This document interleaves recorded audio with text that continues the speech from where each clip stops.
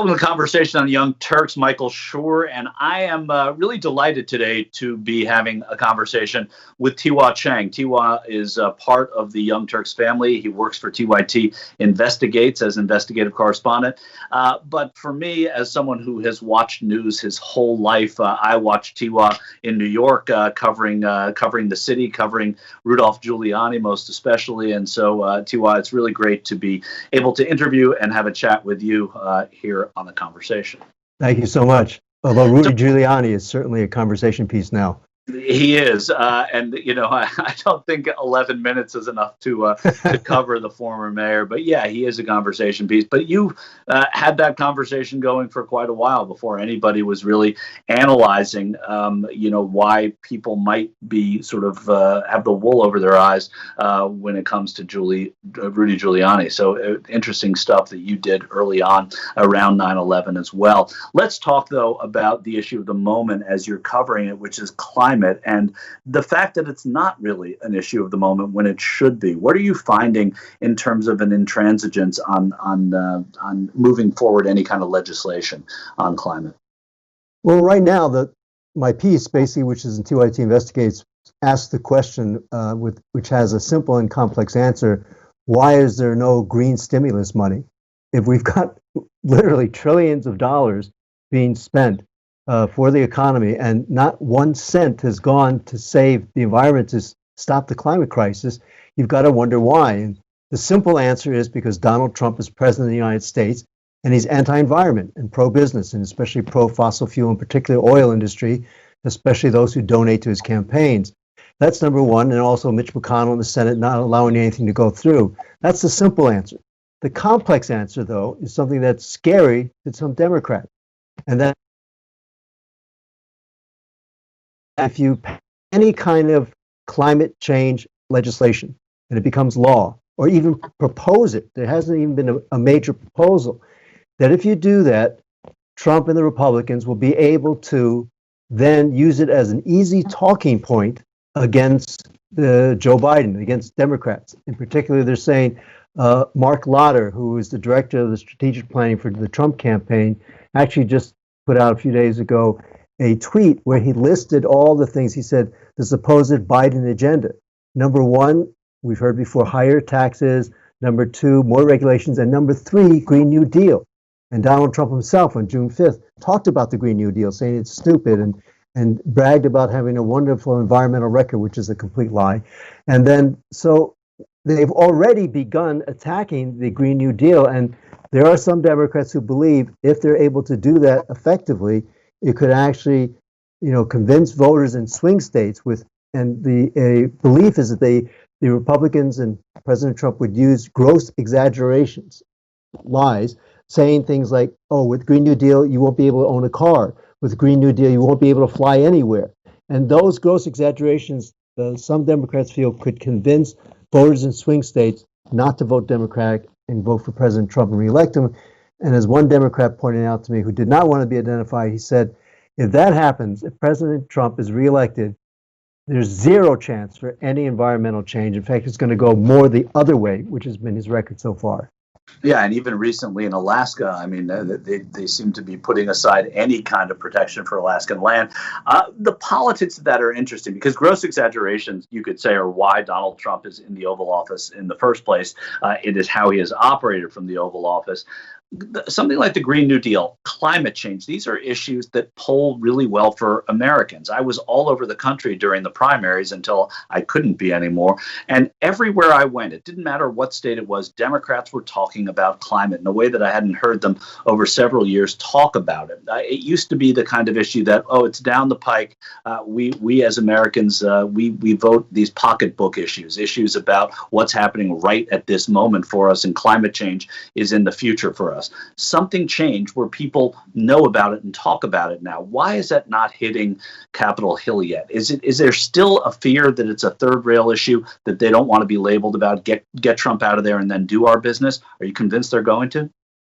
Yes, that's exactly what the thinking is among some of the, what some would call centrists or moderate Democrats. And the feeling is that look, Donald Trump is a brilliant marketer. He's a con man, but and that's my opinion, but he is also brilliant at what he does in the sense of he's very entertaining. He comes up with these pithy slogans, think about it. Make America Great Again is a great campaign slogan, calling him Sleepy Joe, calling it Crooked Hillary. He comes up with these things, and he's very entertaining, and people like that. And he's able to communicate well. And so what happens is the fear is that he'll be able to communicate very well with the Green New Deal.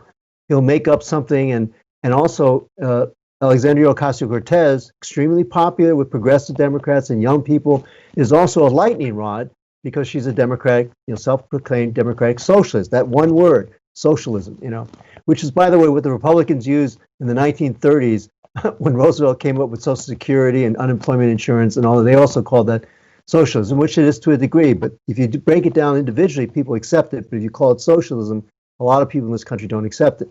So the thing is, yes, that is what people are thinking. But the same activists who told me the reason why there's no climate bill is because Democrats are politically afraid that Trump will use it as a talking point. He also said he thinks they're wrong because he points to a poll that 70% of Americans believe climate change is very serious, needs to be dealt with, and 80% of millennial Americans believe that it's something that has to be addressed as well. And now even with the present mass demonstrations for Black Lives Matter and against police brutality, the environmentalists are joining in saying that they have seen through the pandemic this kind of the racism involved in the environment, and that so many more communities of color, because they're closer to these waste sites and to the dump sites and the industries, their lungs are damaged more, and so the COVID-19 has, which attacks the lungs, actually has more impact. And I think in Chicago, it's more than double. The number of deaths among African Americans is more than double what it is among the rest of the population, as far as as most of the statistics. So yes, it shouldn't be that way. It should be clear. And some of the activists say, look, we have the country behind us. Take a step, be a little bit more bold. But a lot of them are just convinced that if you do that, you can lose. And it's sort of like you have like Bernie Sanders had 16 trillion for his Green New Deal, which is what I think closer to what is really going to be needed. And now Joe Biden had a roughly 1.5 trillion, but Donald Trump is negative. It's not even any positive. It's like minus 100 or something like that. So that's the hearing you say 16 and knowing Joe Biden has 1.5 and Trump is negative. Is there a big difference between Donald Trump and Joe Biden on climate?